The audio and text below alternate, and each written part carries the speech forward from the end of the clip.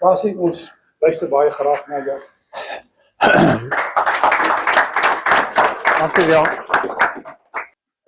Leon, vriende, as ek julle so kan noem, kan ek begin met die laaste opmerking wat Leon gemaak het.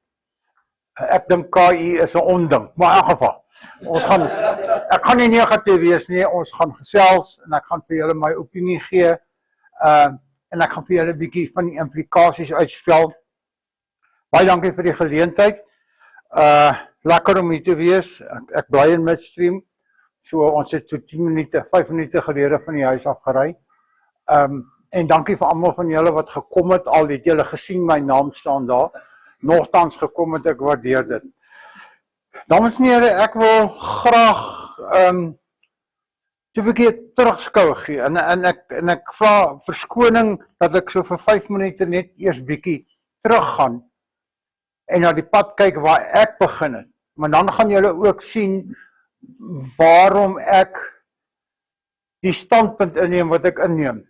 En waarom ek ook deur RSG op 'n stadium gesê het, baie dankie vir al jou praatjies, maar ons luisteraar sê jy's te negatief, jy maak hulle bang, ons sien mekaar een of ander tyd weer. En toe dit nou opgehou. Maar ek is bekend daarvoor, en baie mense sê dit vir my, dat dit wat ek sê, is onnodig negatief. Maar nou ja, dit is die standpunt wat ek inneem as 'n akademikus, of as 'n afgetrede akademikus, ten opsigte van die manier hoe ek dit sien. So ek wil teruggaan, en net vir die sê, hoekom baie van die goed is soos dit is. Leon het gesê, ek het in 1970 by RAI begin, ek het eintlik in 1969 daar aangekom, die tweede jaar van RAI se bestaan. Hy het in 68 sy deure oopgemaak. 69 het ek daar aangekom en my M-graad gedoen. En in 1970 is die tweede of die derde departement rekenaarwetenskap in Suid-Afrika gestig. En ek is aangestel as 'n lektor op die 1 Oktober 1970. En sedertdien, soos julle gehoor het, is ek nog altyd daar. So dit was die tyd, die van julle, en ek het net nou met 'n paar mense met my gesels, dit was die tyd van, soos julle hier kan sien, van groot hooframe, van dom terminale, van toegewyde kommunikasie, daar was nie eintlik rekenaarnetwerke nie. Van daai tyd af het ek baie van hierdie ontwikkelings, of alles van hulle, sien kom. Ek was deel gewees, want op daai stadium was daai goed nog nie daar nie. Die internet het gekom hier in die 90er jare en ek het hom gesien kom. Die wêreldwye web het gekom, ontwikkel deur Berners-Lee. En ek sal net iets sê oor wat hy gesê het later aan terugskouend, en dis half waar ek ook terugskouend kyk. Selfone was op daai stadium in 1970 nog nie daar nie, ek het dit sien kom. Ek het dit meegemaak. Draagbare rekenaars was nog nie daar nie, ons het die hooframe gehad. Slimfone was uiteraard ook nog nie daar nie. So ek moes as 'n jong dosent, jong navorser wat vir my 'n loopbaan wil bou, myself afvra in watter rigting wil jy nou gaan? Jy is in rekenaarwetenskap, maar my navorsing tot daar was vreeslik teoreties geweest. En ek het na die goed begin kyk en ek het begin sien en soos wat hierdie nuwe ontwikkelings gekom het ek vir myself gesê, ek sien as 'n jong onkundige navorser en dosent sien ek hier's 'n probleem wat aan die kom is. En dis die kwessie van persoonlike sekerheid, beskerming van mense, data gaan oorneem, data gaan versprei word die wêreldwyd.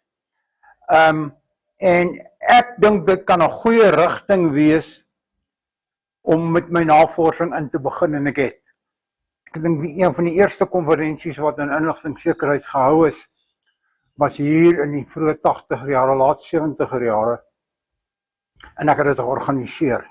Maar daai tyd was daar nog nie kubersekerheid nie, daar was nie inligtingsekerheid nie. Hulle het begin om te praat oor datasekerheid. Die data wat op die groot hoofraamrekenaars gelê het, wat eintlik niemand by kon uitkom nie.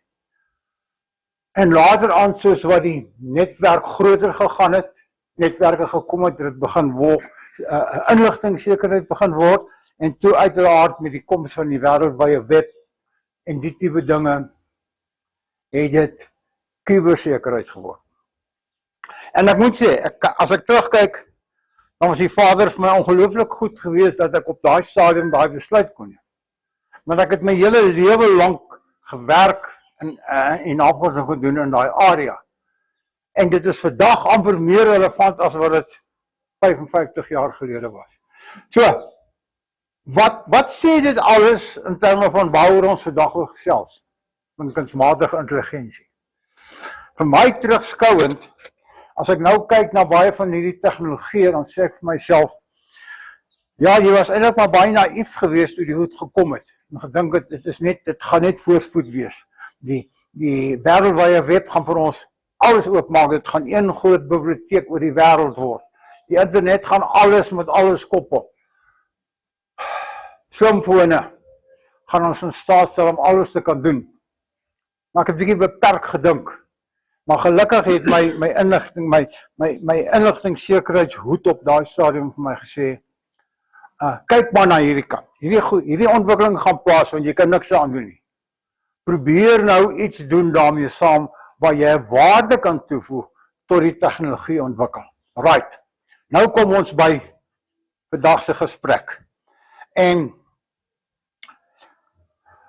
as ons praat oor kommunikasie, oor kunsmatige intelligensie, dames en here, en ek vra om verskoning, of miskien doelbewus, dat ek het net 7 of 8 skyfies.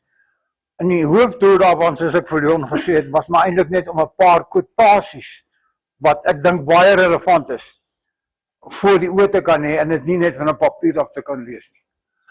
Ek is baie bekommerd oor kunsmatige intelligensie, en weerens, dit is in my gene, as gevolg van wat ek nou vir julle gesê het. En miskien kan ek nou bietjie meer mature, met 'n vrou wat 55 jaar lank vir my op die pad gehou het, terugkyk en sê, maar ek is nie meer so goed gelowig oor die tegnologie, soos wat ek op daai stadium was nie. Want ek wil julle sê hoekom, of 'n paar dinge sê. Die eerste ding is, ek kyk na my mede-akademici, my mede-mense oor die wêreld, wat gesien word as kundiges op die gebied, of kundiges op ander gebiede. Jeffrey Hinton is een van die topwetenskaplikes. Hy was die hoof van Google se KI. Hy word wêreldwyd beskou as the father of artificial intelligence. Ek dink as min mense in die wêreld wat weet wat regtig binne in KI aangaan met al die modelle verleer ensovoorts ensovoorts. En hy het gesê, hy het bedank by Google, omdat hy gesê het, ons weet nie waar hierdie navorsing heen gaan nie. Ons weet nie waar gaan ons uitkom nie. Ons is besig met iets wat ons eers oor moet besin. Dit hy bedank. En hy het verlede jaar, dink ek, hierdie jaar of verlede jaar, het hy die Nobelprys gedeel. Ek gaan net ook kom by die Future of Life Institute. Hulle het 'n oopstelling gemaak wat sê, hulle beveel aan dat alle navorsing in kunsmatige intelligensie, die post and giant AI experiments be stopped. Maar een van die belangrikste dinge wat ek my laat lei het, is daai 2014 uitspraak deur Stephen Hawking, wat ons almal ken. Ek dink niemand weet nie wie Stephen Hawking is nie. Hy het toe al gesê about super intelligent AI systems, en dit is waarin ek op iets wil uitkom. Nie die gewone kunsmatige intelligensie waarna ons nou kyk nie, maar kunsmatige superintelligensie.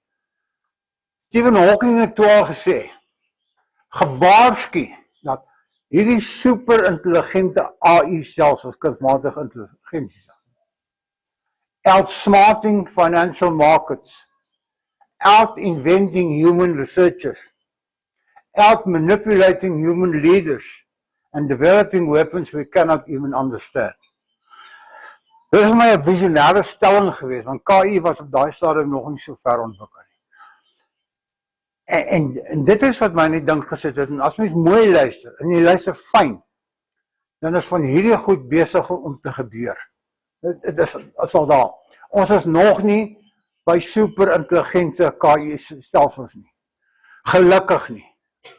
Of wat ek so sê, ons hoop nie ons is al daar nie. Dit mag wees dat een of ander maatskappy nou al daai grens oorskry, en ek sal net 'n bietjie daaroor uit. Maar hierdie hele kwessie van finansiële markte, omtrent alle hantering van aandele deesdae op die aandelebeurs, baie van julle is miskien finansiële experts, word deur algoritmes gedoen. Die mens is nie eers meer betrokke daar nie. So daai aspek van hom is al klaar besig om te realiseer of iets gebeur. Out-inventing human researchers. Die krisis hier is dat as hierdie KI-stelsels so intelligent raak en hulle begin hulle eie navorsing doen, dames en here, op hierdie stadium is die KI-stelsels wat ons ken alreeds slimmer as ek en jy. Want ek en jy, ons brein is beperk tot wat ons ken en wat ons kan gaan lees in 'n boek.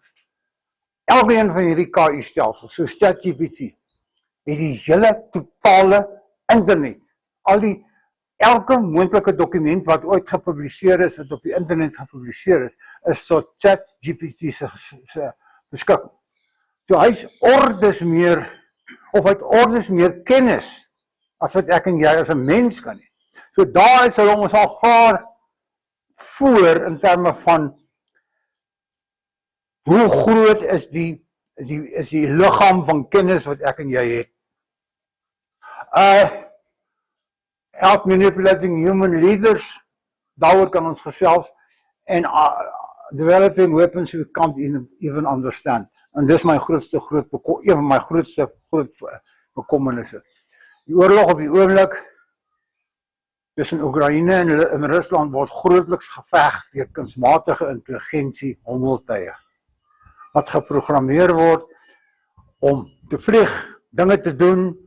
Gaan lees maar 'n bietjie van die suksesse wat reeds behaal is. So, dit is hoe my gedagtegang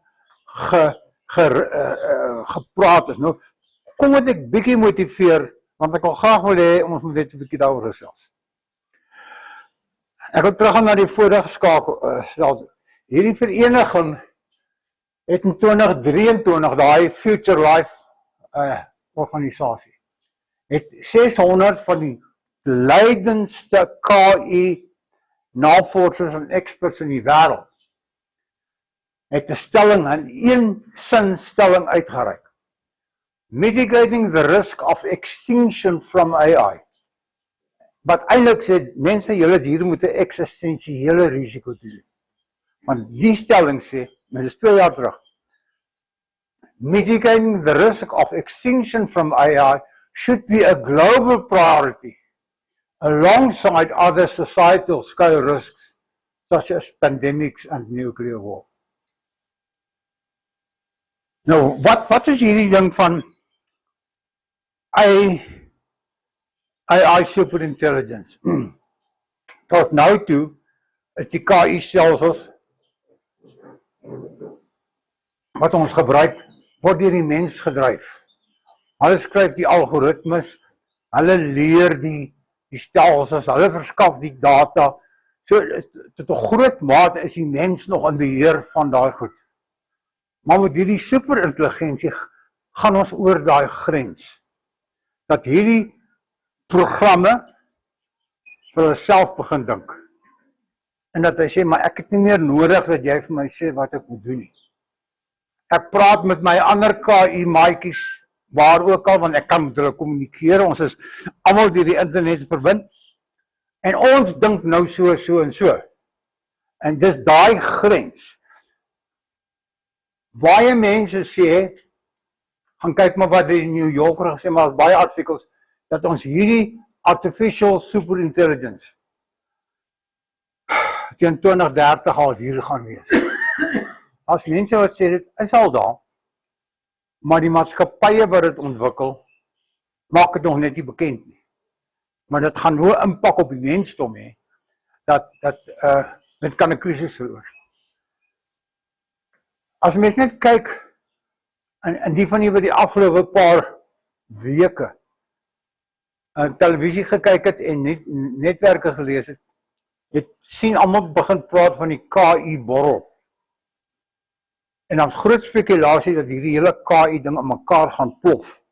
Wat my nogal baie gelukkig gemaak. Maar dit is maar spekulasie. Maar vat net 'n voorbeeld. Die 3 groot spelers op die oomblik is Nvidia. Hulle maak die skyfies, die verwerkers van die rekenaars wat KI navraag, antwoord en KI denkprosesse kan maak. So hulle is die fisiese vervaardigers. OpenAI is die mense wat die programme ontwikkel, die algoritmes en alles wat daarmee saamgaan. En Oracle is die mense wat die sentrums verskaf, die datasentrums, waarin al die data gestoor word, maar wat ek ook net iets wil sê. Nou, Nvidia het nou die dag $100 miljard, gaan werk my uit hoeveel dit is, in OpenAI belê, om baie redes. Nou dink jy in as 'n navorsingsgroep $100 miljard kry om navorsing te doen, wat is die moontlikhede waar kan heen gaan? En wat is die rede hoekom hulle dit gedoen het? Hulle het gesê, die grootste aankopers van ons skyfies is Oracle. Want Oracle verskaf die databasisse, hulle verskaf die datasentrums ensovoorts. En soos hierdie $100 miljard deur OpenAI gebruik gaan word om nuwe algoritmes en stelsels te ontwikkel, gaan hulle meer datasentrums nodig hê. So Oracle moet meer sentrums bou. En Oracle gebruik Nvidia se skyfies. So jy kan sien die sirkel wat hier ontwikkel. Ons gee geld vir julle, want julle maak ontwikkel die programmatuur. Julle moet datasentrums hê wat Oracle is, Oracle se rekenaars moet ons skyfies gebruik en dan kry ons ons geld terug. Ek weet nie, daar word baie gepraat daaroor. Maar hierdie hele kwessie van kunsmatige superintelligensie, is moeilik om dit te definieer. Maar dit gaan op die punt kom waar die algoritme, maar dit is maar al wat dit is. En ek gaan net iets sê oor algokrasie, wat u miskien al van gelees het. Dat die algoritme gaan begin sê, maar ek is nou slim genoeg, dat die oplossing wat jy vir my wil hê, ek dink as beter oplossings. En dan volg hy nie meer wat gesê word. Bietjie wetenskapsfiksie, maar ek sien dit inherent daar. Had ek 'n verskriklike, ek dink onregverdige, absurde voorbeeld gebruik. Maar veronderstel ons is nou in hierdie area van kunsmatige superintelligensie. En van hierdie rekenaarstelsels algoritmes sê maar, een van die grootste probleme in die wêreld is hongersnood. Ons moet hongersnood oplos. Kom ons kry 'n oplossing daarvoor. Wat is een van die logiese oplossings vir 'n rekenaar wat gewoon prosesgeoriënteerd dink? Hy sê daar's te veel mense op die aarde. Ons maak die helfte van die mense dood. Dan is daar genoeg kos vir die wat oorbly. Dis 'n oplossing vir die probleem. Maar dit het nie die menslikheid nie. En dit gaan hierdie stelsels nooit hê nie. So, daai vraag weet ek nie. Ek kan nie vir julle sê waar staan ons nie. Ek kan nie vir julle sê dit gaan gebeur nie. Maar die spekulasies dat dit al in 2030 kan gebeur, is kommerwekkend.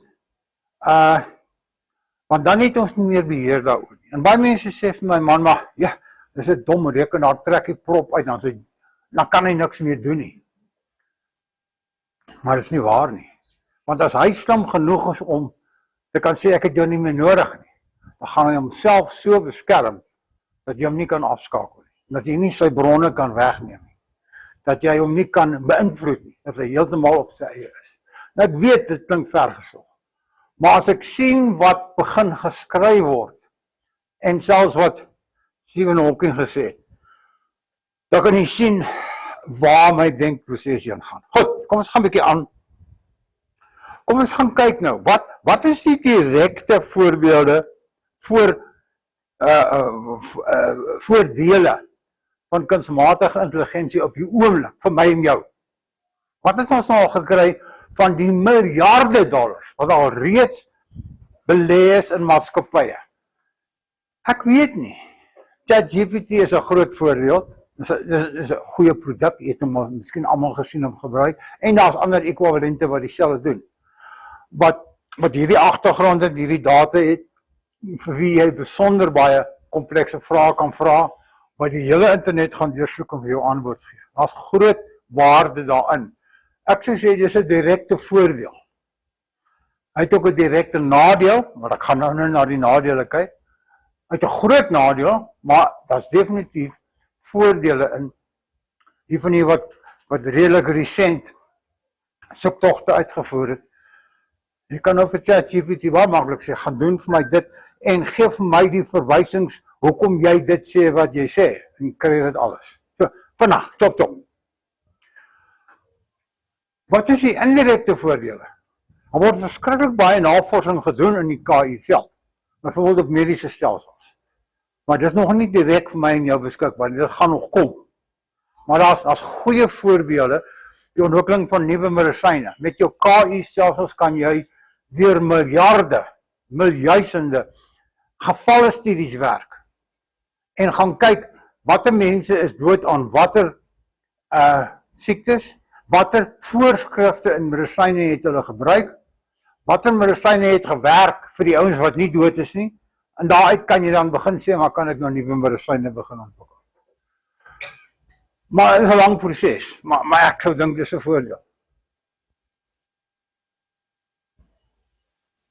Jy hoor baie keer oor die advertensies wat mense sê, ons nuwe versie van ons besigheidsprogram, van ons voorraadkettingbeheer of wat ook al, of van ons menslike bestuurstelsel, het ons KI ingebou. Ja goed, hulle bou dit in. Dit vervang nie die stelsel nie, maar dit verbeter die stelsel, omdat hy nou 'n paar meer opsies kan bekyk. Die ontvanger begin dit ook baie goed gebruik, om meer te kan uitvind, waar is die ouens wat nie belasting betaal nie. Party van ons kan dit sê, dis 'n nadeel, party is dit 'n voordeel.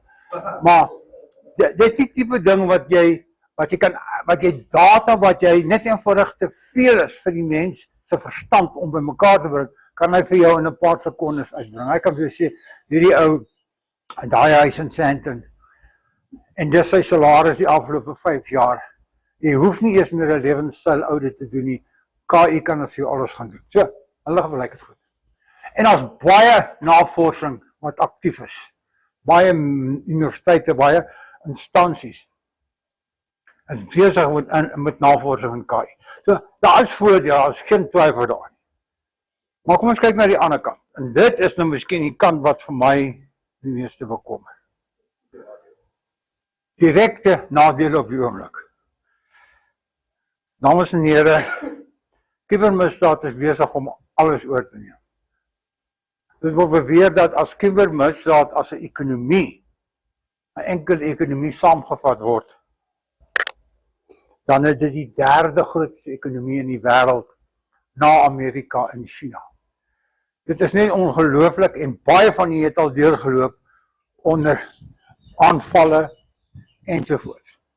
KI word direk gebruik om hierdie aanvalle makliker te maak, beter te maak.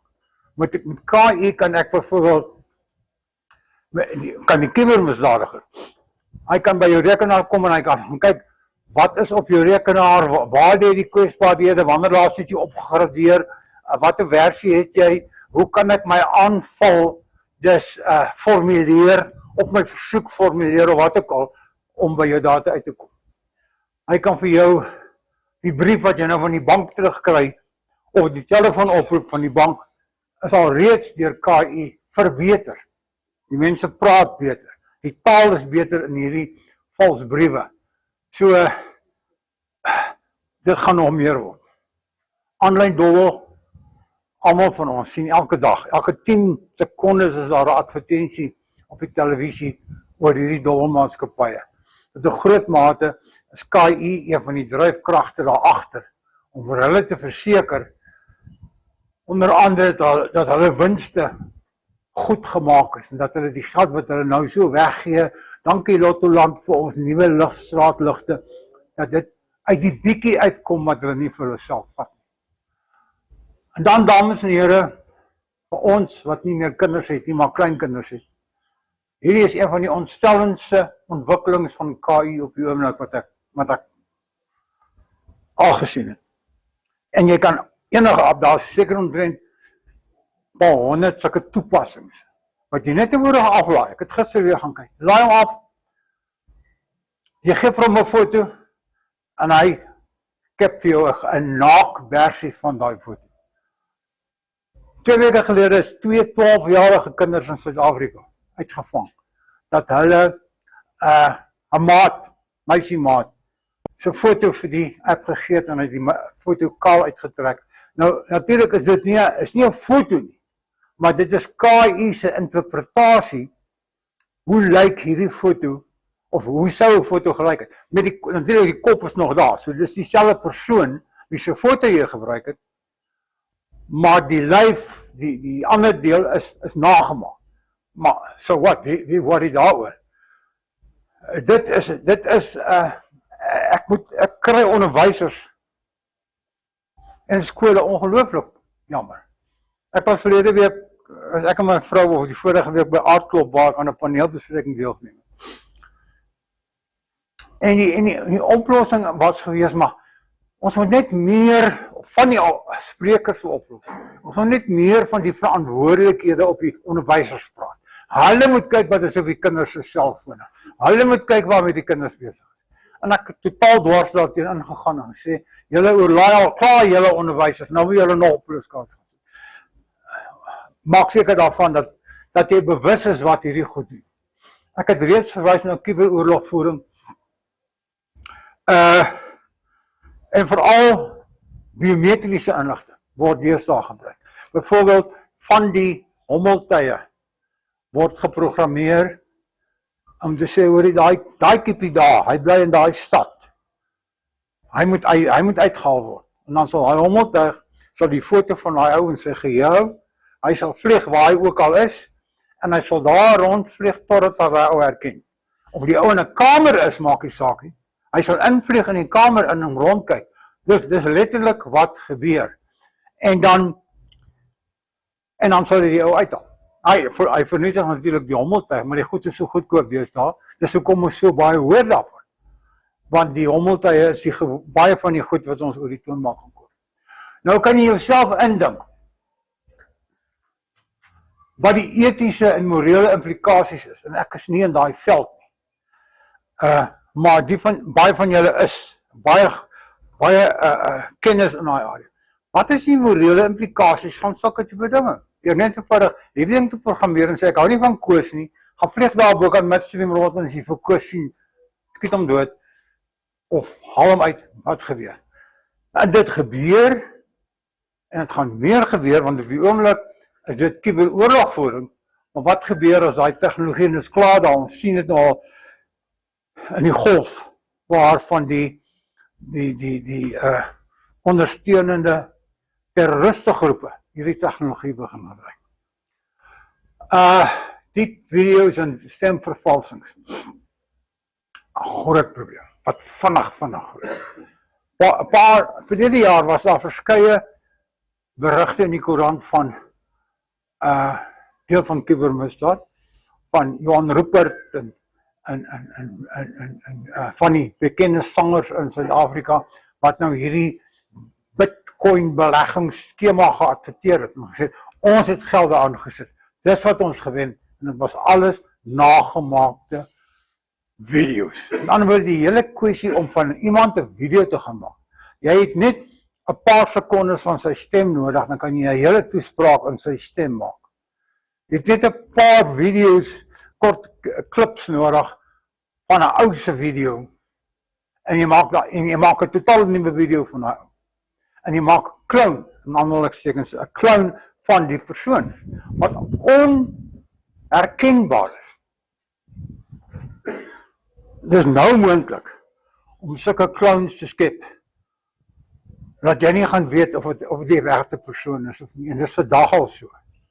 Jy weet nie meer of die oproep wat jy kry kom van die ou van wie jy dink nie, of die foto wat jy sien, of dit die ou is wat jy gedink het dit is nie. Dit is grootliks vervalsings. Waar lê my en jou optrede? Waar lê die morele plig? Is daar so iets? Is dit iets waaroor ons moet bekommer? Ek weet nie. Maar dit raak al meer erger. Wat is die morele verantwoordelikheid van 'n staat en 'n onderwysdepartement om onkreë toepassings op kinders se fone toe te laat? Maar hoe gaan jy dit keer? Jy kan dit nie keer nie. Australië het nou 'n klomp reëls ingestel wat sê kinders, dink ek onder 18, mag glad nie op sosiale netwerke wees nie. Want die volgende punt is, don't go there. Sosiale netwerke, weer eens die van die wat vanuit 'n menslike punt kyk, word vandag beskryf as een van die grootste nadele wat daar is. Dit word totaal misbruik. Dit word vir alles misbruik. En die bietjie voordele wat daar is nog van mense wat Facebook gebruik om kinders se foto's uit te rol, is nog positief, behalwe daai foto's word nou onderskep. En daai foto's word nou deur hierdie onkreë toepassings geskep, en skielik is die foto van jou matriekdogter wat jy so trots op jou Facebook profiel geplaas het, kry jy 'n boodskap wat die naakfoto van daai dogter het, en sê, okay, ek gaan hierdie in verstry, as jy my nie soveel bedrag betaal nie. So daai afterving is besig om hand oor hand te maak. Dan hierdie hele laaste kwessie voor ek aanstap, ek het nou genoeg gesê oor. Algoritmes kan bevooroordeel wees. Biased algoritmes. In ander woorde, hy kan geskryf word deur die ou wat hom skryf om sekere goed te ignoreer. Daar was gevalle gewees waar nou kort gelede was daar 'n geval gewees waar daar vir 'n KI-program was is geef ons 3 foto's van Duitse soldate in die Tweede Wêreldoorlog. En hy het dit gaan doen. Die eerste een was 'n swart vrou. Die tweede een was 'n Arabier. En die derde ou was 'n Kanisme. Want die algoritme het gelees en geweet en is geprogrammeer om political correctness in ag te neem. So ek kan nie net 3 foto's van Duitse soldate sit nie, dis bevooroordeel teenoor ander mense, en dis nie die goed wat gebeur. Algokrasie, ja, dis waar ons net eenvoudig alles, dis waar Stephen Hawking inkom, waar ons ekonomiese stelsels, alles, deur algoritmes gedryf gaan word. Kom ons begin klaarmaak. Nog nadele, net so vinnig. Eerstens, energiegebruik. 'n Enkele ChatGPT navraag wat jy inlaat, volgens die internasionale energieagentskap, gebruik 10 keer meer elektrisiteit as 'n gewone Google soektog. Met ander woorde, hoe meer en hoe langer jou ChatGPT navraag, hoe meer krag gebruik hy. En hoe meer rekenaars het ons nodig in die datasentrums om hierdie vraag te kan beantwoord. KI in die werksmark, groot probleem. Weer eens, die van julle wat meer in die sosiologiese en die menslike wetenskappe is. Some studies predict millions of jobs could be displaced by 2030. Hier 2030 kom al meer na vore. Dit was ook die een gewees waar hulle gesê daar gaan ons superkunsmatige intelligensie kry. By 2030. A major challenge is the need for widespread reskilling to adapt to a more AI integrated workforce. En hierdie groot vriend van ons, Elon Musk, het in Oktober, vandag, hierdie maand, gesê, Musk stated that AI and robots will eventually take over all jobs. Nou, miskien soos het ek ook nou nie die wêreld se respek vir Elon Musk nie. Maar hy het al goed reg gekry wat mense oë laat oop in sy lewe. En as hy so 'n stelling maak, dan moet ek ons nou aandag gee daaraan. So hier kom 'n groot probleem. Maar gaan kyk maar hoeveel mense is al afgedank weer in Suid-Afrika. Miskien nie as gevolg van KI nie, miskien as gevolg van KI, ek weet nie. Ons het nie vaste statistieke daaroor nie. Okay. Die punt, dames en here, dink ek wat ons kan nie die tegnologie beveg nie. Daar's geen manier wat jy sê, kom ons maak KI dood nie. Daar's te veel geld in. Die privaatmaatskappye spandeer te veel geld, hulle spandeer te meer ontwikkelings en hulle wil die geld terugkry deur die produkte te bemark wat ek en jy moet gebruik. In Suid-Afrika het ons 'n soort van 'n National Artificial Intelligence Policy Framework wat verlede jaar uitgekom het. Waar die staat sê aims to promote the integration of AI intelligence technologies to drive economic growth, to enhance societal well-being and to position South Africa as a leader in AI innovation. Ek weet nie wie ons wat dit geskryf het, weet wat hulle gesê het en hoe hulle dit gaan regkry. Maar dis nou net weer 'n voorbeeld van 'n raamwerk, en dis dieselfde met ons kybermisdaadraamwerk wat in 2013 al uitgekom het. Ook so 'n raamwerk. En wat eintlik niks van gebeur het nie. Al wat ek dink ek en jy kan doen, ouers en oumas en oupas, weet wat die risiko's is en beskerm jouself en jou kinders en jou kleinkinders. Ja, dis 'n weer 'n oop vraag. Waar lê die kinders se regte? En ons kan 'n hele gesprek daaroor. Mag jy vir hom sê ek wil sien wat vir jou vind is 'n gesprek vir 'n ander keer. En dan hierdie hele kwessie van etiese en morele kodes vir AI. Wat mag jy ontwikkel? Daar's wetgewing in die Europese Unie. Wat sê daar's 'n sekere klas stellings, produkte wat daai wet sê jy mag glad nie ontwikkel nie. Die oomblik as dit by die menswaardigheid kom, jy mag geen produk ontwikkel wat die mens se menswaardigheid ontwikkel nie. Baie gawe, mooi stelling. En dan kom jy met onklear algoritmes wat niks met die wet te doen het nie. Wat 'n klein maatskappytjie kan gaan sit en hy ontwikkel dit en hy bemark dit. Mense koop dit. Die wet gaan niks daaraan doen nie. Dames en here, ja, ek is jammer, ek kon nie vir jou oplossings gee nie.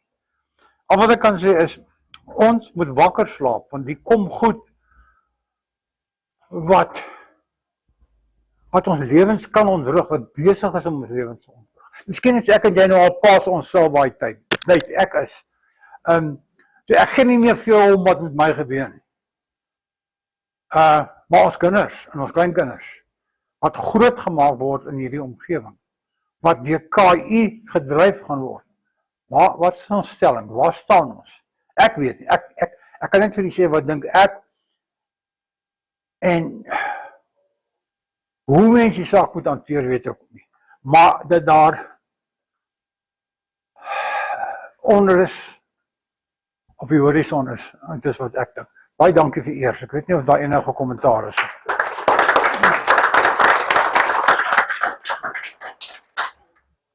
Baie dankie, Basie. Ek glo daar is vrae. Ons maar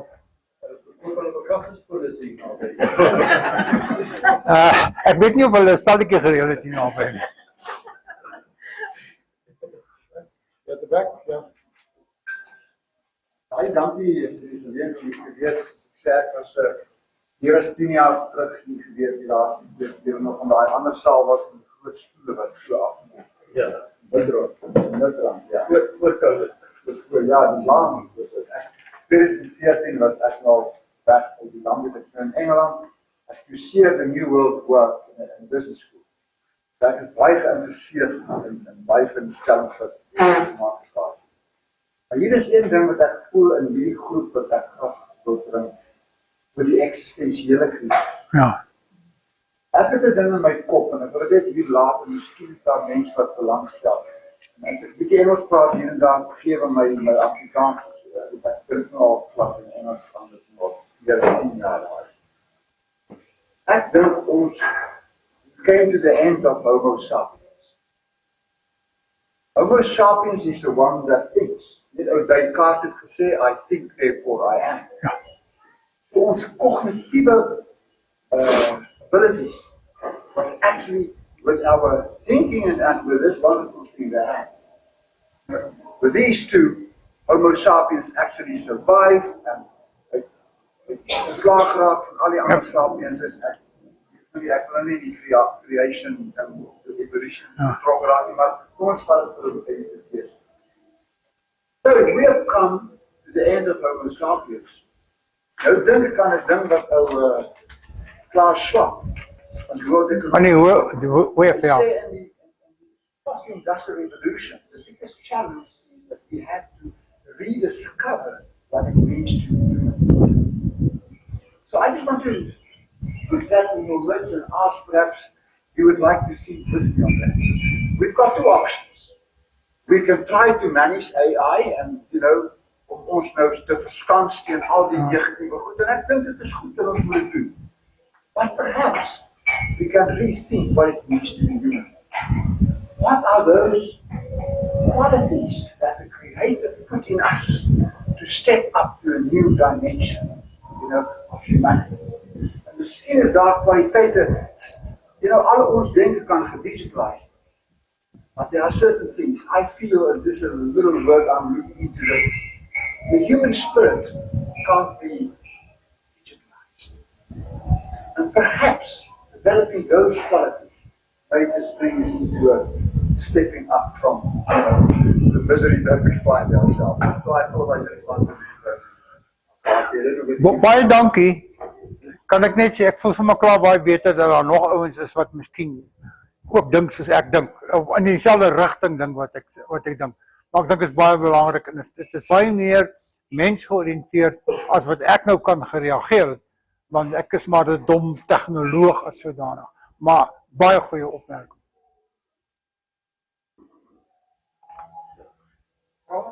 Yep. Ek wil net iets bynoem, die einde van die Homo sapiens is amper soos die einde van 'n vis of 'n bobiaan, maar hulle word nog steeds beskerm.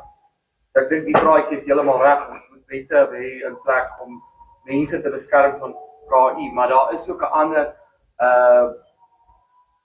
aspek hier, so dit is nie alles so sleg. Net soos wat ons rekenaarvirusse gekry het, gaan jy anti-AI kry. So jy gaan AI hê wat AI beveg ook, wat ons gaan beskerm. Mense gaan hulle eie AI maak om AI te beskerm ook. So AI moet ons nie sien as hierdie ding wat teen ons werk, want ons gaan ook AI hê wat vir ons werk. Nee, hoop so. Dis wat ons klaar het met virusse. Ons het antivirus maatskappye en slagteware wat ons help, wat ons banke gebruik om ons heeltemal reg. beskerm. Heeltemal reg. So AI is dieselfde. Ons gaan ook goeie AI. Dis eintlik my punt. Ons gaan goeie AI ook wat ons beskerm van die slegte AI. Goeie punt. Ek sê nie dis die oplossing nie, gaan nog Maar dit is 'n moontlikheid. Maar dit is iets wat dit is nie ons is nie so doomed soos wat ons dink nie. Daar is ook goeie AI daarby. Nee, ek het dit gesê. Ons jy is heeltemal reg. Ons moet net hoop dat daar 'n nuwe oorlog ontstaan tussen die goeie en die good and the bad AI bots nie. Maar goeie opmerking, ja. Nee, baie dankie. Baie interessant en dit is dit is goed om 'n bietjie meer fundamenteel om herinner te word en uitgedaal word 'n bietjie meer fundamenteel oor. Nie net 'n kwessie van okay, daar's nou hierdie dinge wat doen ons nou meer van wat is besig om te verander, wat is onderliggend om te gaan. En jy weet nie, ek wil noem mense wat ek nou goed ken, wat met, ek ken ou wat hulle moet hierdie teikenstelsel, hy werk met hierdie teikenstelsels van hierdie wapens. En hulle, die ding, AI, kyk nie in die werklikheid, soos ek en jy, wat is die werklikheid? Jy vat 'n statistiese korrelasie. Absoluut. En nou is die dilemma. Hoe kry jy daai, maak nie saak hoe hoog jy daai, hoe ver jy moet, dit is net 'n statistiese korrelasie. Ja. So nou jy, interessant, hierdie een persoon praat van, hy sê, jy kan daai ding skuif, hulle skuif hom nou al tot oor die 90%. Ja. Moet hy nou, Waar hy moet, uitwerk is die korrelasie. wat hy moet voldoen, ja. Die probleem is die ding, hy kan steeds hallusineer. Ja. En nou maak jy daai algoritmes maak dat as hy die persentasie hoog genoeg het, dan laat hy dit werk. Ja. Want jy het hom so gemaak. Dis sy doelwit. Hallusineer hierdie wapen wat jy het hom 'n prentjie gegee en 'n koördinaat wat hy nou moet kry, het 'n foto en hy het dit nie. Maar nou hallusineer die ding en hy tref heeltemal die verkeerde tyd. Presies. Want en dit is daai klein ons kan dit is wat so dink ons moes dis 'n pad hierdie wat ons eintlik nie eers in 'n mediese bedryfsstudie daar is die statistiese korrelasie 60% of laer. Dit moet meer as 50 wees vir 'n diagnose. Ja. Eerlikheid mense dat enige dokter, al hierdie persoon is 'n vrou, sy sê maar my die dilemma wat jy het is elke mens is anderste. Nou het ons jy het 60% korrelasie, so dis die diagnose.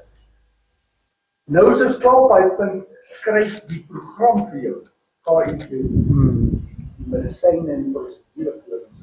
Dan werk jy daar sê.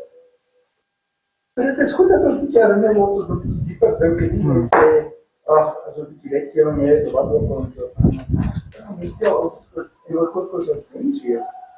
Dat hierdie is regtig waar.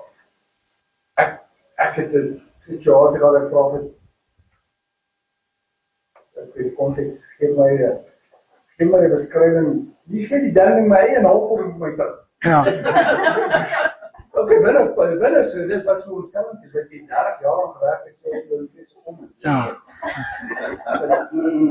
Maar, laat iemand anders met 'n ander browsing history dieselfde vraag vra.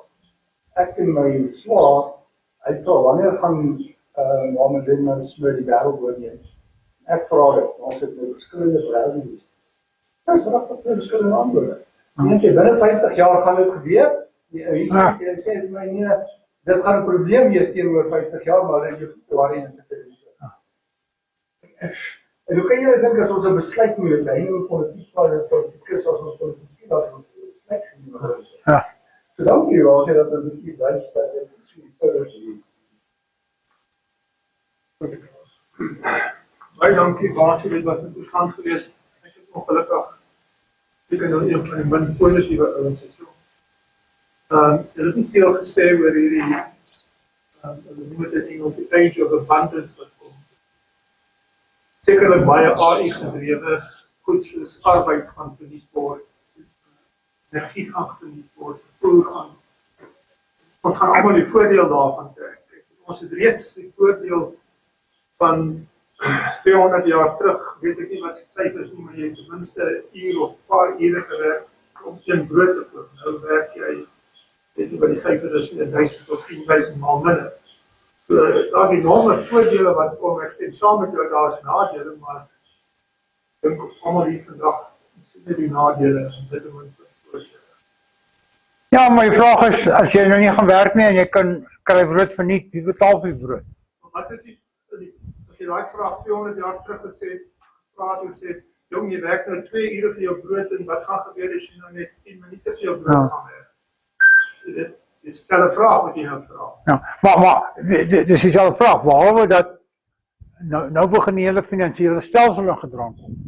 Want nou moet jy op 'n ander manier, ek weet ek is ook nie ekonoom nie, en hier is miskien slim ekonome.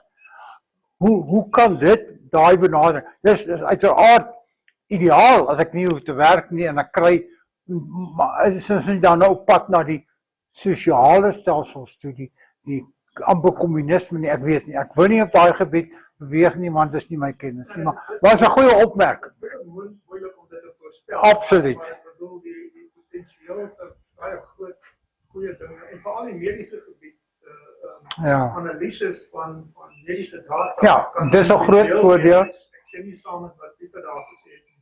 Daar's geen manier wat 'n dokter kan jou hele genetika van weet om presies vir jou voor te skryf die medisyne wat nodig is. Maar 'n KI kan dit doen. maar doen dit klaar, ja. Ja, hulle doen dit seker op 'n groot skaal en dit gaan nog meer en meer af. Wel, as ek in 'n spesifieke geval nou, ek weet nie of die mediese dokters is nie. Ek was by my internis gewees en hy het my so 'n hele sonar ondersoek gedoen. En toe kyk hy na my lewer en hy sê daar's 'n kolletjie. Ek in die verlede sou ek dit ignoreer het. Kom ons kyk wat sê KI daaroor. Toe klik hy op daai kolletjie en dit gaan toe terug na 'n stelsel toe wat hy het wat sê nee, met alles wat ek daar sien en wat ek daar kan onttrek, is dit nie kwaadaardig nie. So dit gaan meer kom en dit gaan ons lewens baie makliker maak. En dit gaan vir ons weet, daar's geen twyfel daar nie. Of dit genoeg voordele is en of ons dan nou soos iemand die gesê het, kom ons gebruik dit wat voordelig is wat ons lewens bevorder. Ek weet nie. Kyk, ek wil net twee goed ophelder. Om te sê dat jy tweeënig werk en 10 minute, dis nie die regte vergelyking nie. Die energie wat nodig is om 'n brood op die tafel te sit, is dieselfde. Ja. En dit sal altyd dieselfde wees. Altyd is daai energie geskuif, né? Ons het daai energie geskuif. En nou, wat ons nou dink ons ons het groot boere, maar om die energie te maak is op 'n ander manier en dit is al baie skadelik om in 10 minute brood te doen. Baie skadelik. Die energie is dieselfde.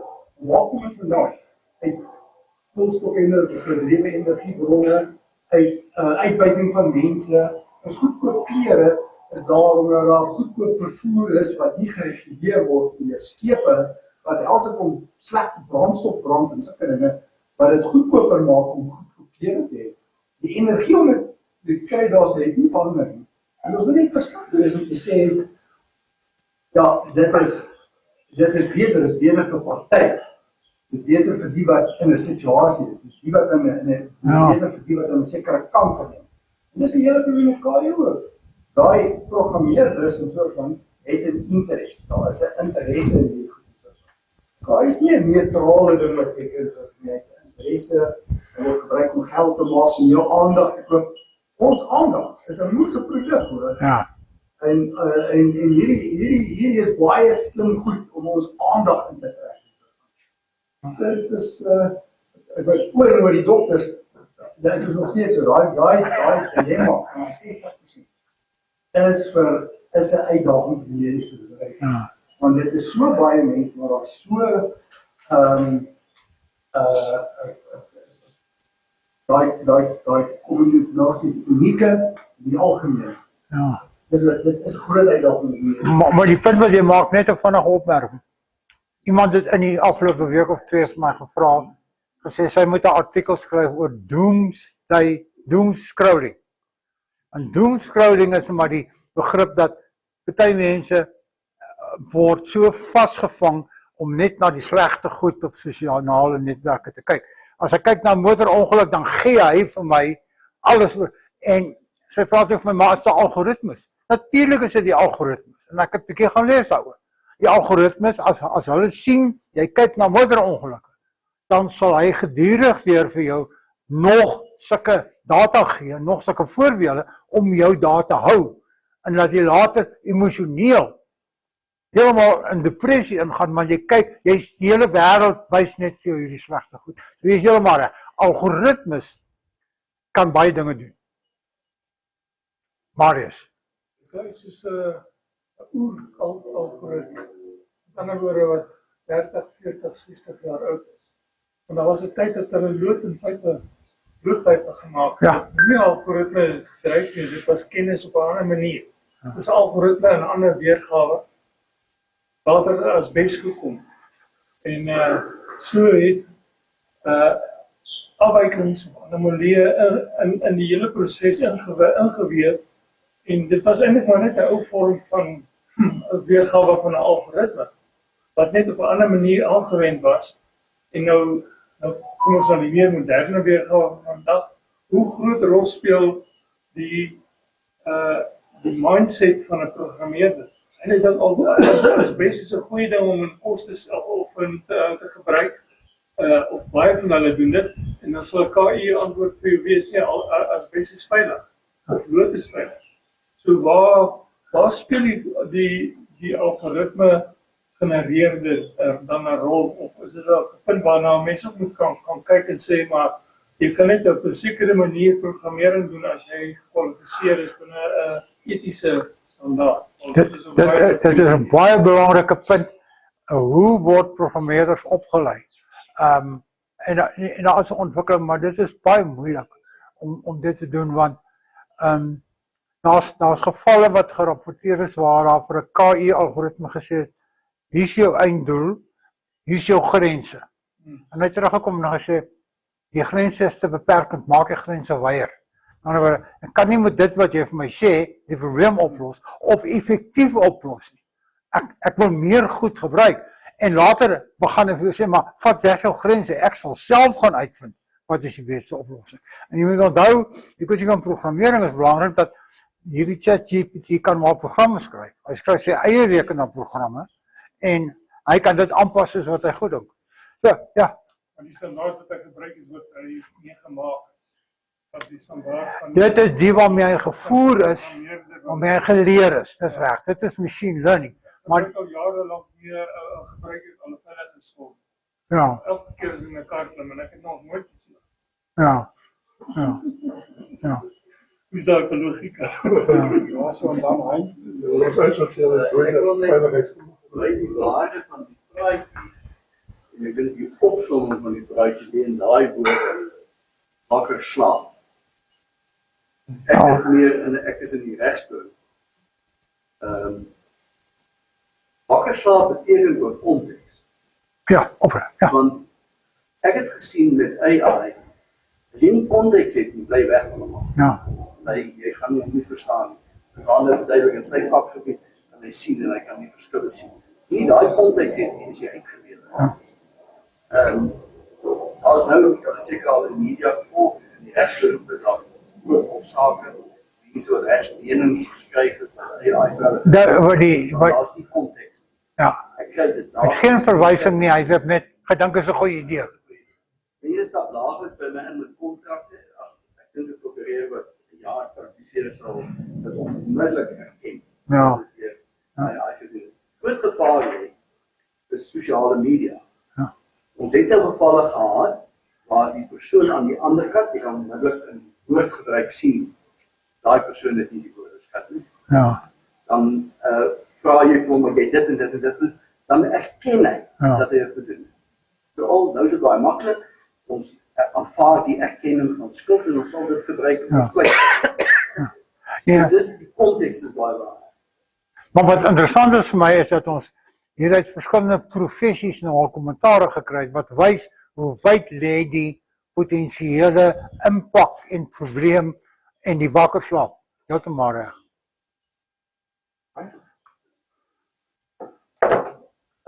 Mens kan miskien redeneer dat deel van die ontwikkeling van ons werklikheid is dat stelsels al meer kompleks word. Absoluut. Nee, so sosiale stelsels ook.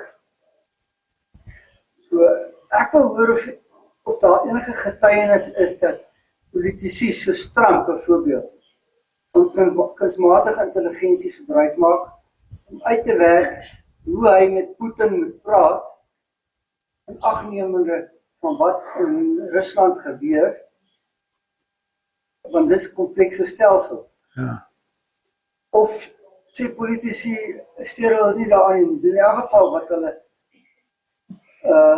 dat vir hulle sê. Anderwoorde, die mense is so hoe los het is daar? Ek dink dit is iets wat ek gevind het, wat my direk geraak het, is hierdie wat large language models wat op hulle self begin teer. Ja. En wat nou die oplossings gee wat hulle self vroeër gegenereer het en dan terug as van die databasis wat ek vroeër gebruik het, wat nou deur hierdie kontaminasie van kunsmatige intelligensie eintlik onbruikbaar geword het en toegemaak het. So ek het byvoorbeeld 'n databasis gebruik met woordfrekwensies wat vanaf 1865 of wat ook al jy die woordfrekwensies kon sê, hoe dikwels is 'n sekere woord gebruik oor daai tyd. En die databasis is onlangs toegemaak, so hulle kry nie meer betroubare inligting nie. So die kunsmatige intelligensie het homself teer, dan wil ek ook aanvaar, dan kan sy uitset dat die ou het al meer onvoorspelbaar raak, want hy teer nie meer op, hy gebruik nie meer kennis of inligting nie, hy gebruik iets wat hy self geskep het. As jy die ding gebruik en jy begin hom ook ondervra of hom challenge, dan lyk dit vir my soms sy terugvoering begin almeen aanpas by jou eie vooroordeel. Weet so, ek het dit ook al 'n paar maal ervaar. Net om terug te kom na jou vraag toe, ek dink dis 'n goeie punt. Ek dink in elk geval Trump laat hom deur niemand voorsien nie eers deur KI nie.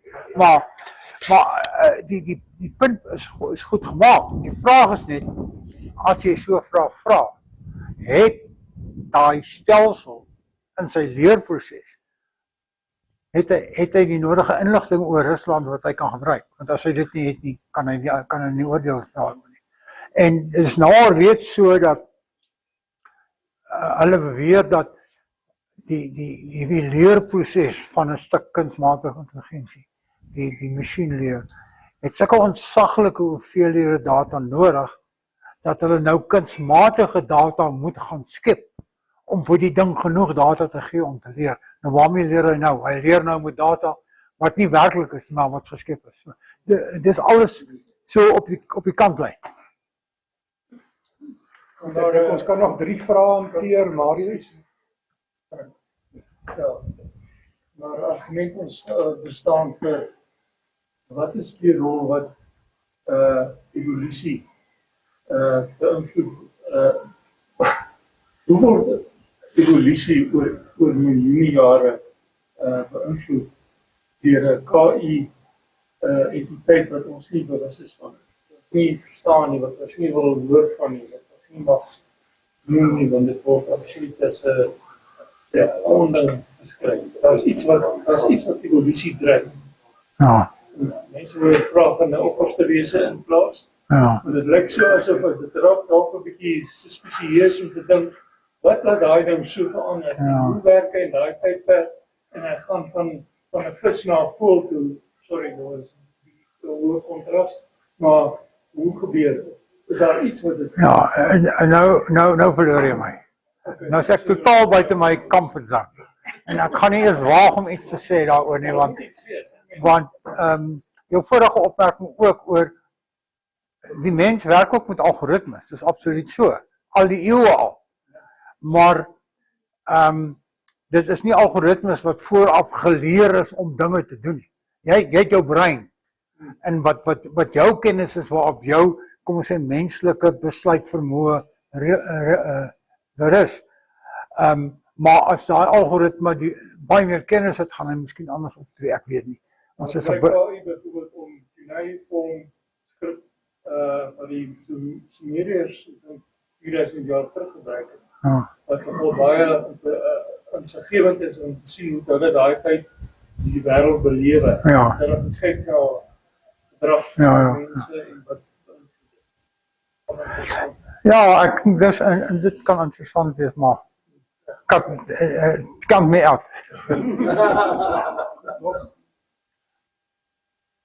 Ek dink wat jy daar genoem het, van dat ons in bewust moet wees wat aangaan.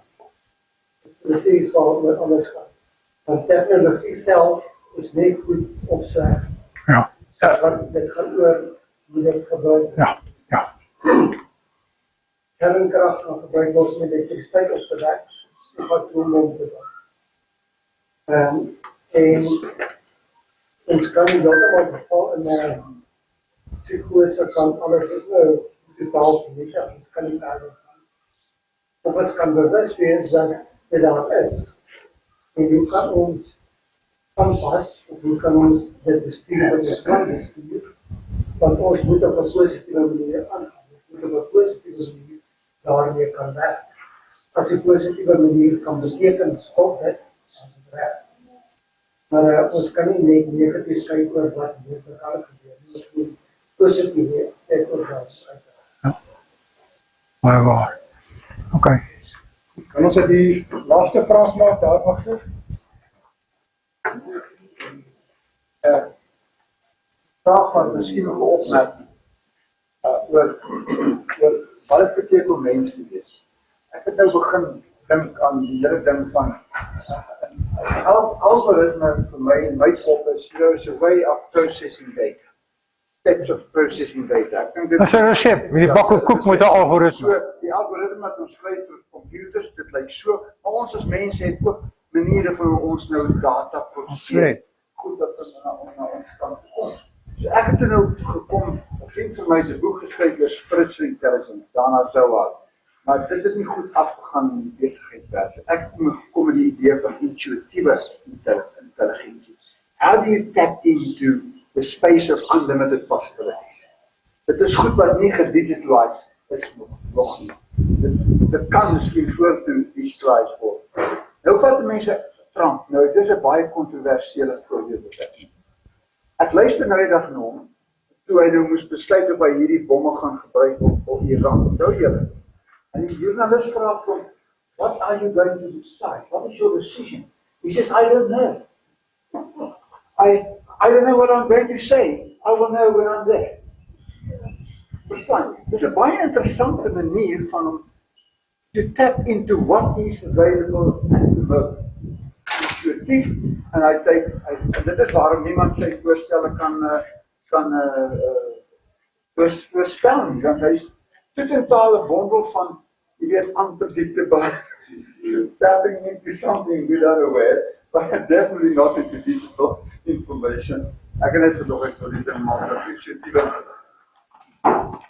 Goed, baie dankie almal, baie dankie Basie. Ons nooi vir Basie en Johanna, sy vrou hierso, uit om saam met ons iets te benuttig. En dan kan hulle nog verdere gesprekke met Basie voer ook. Baie dankie aan net elk wat gekom het. Basie, dan ons so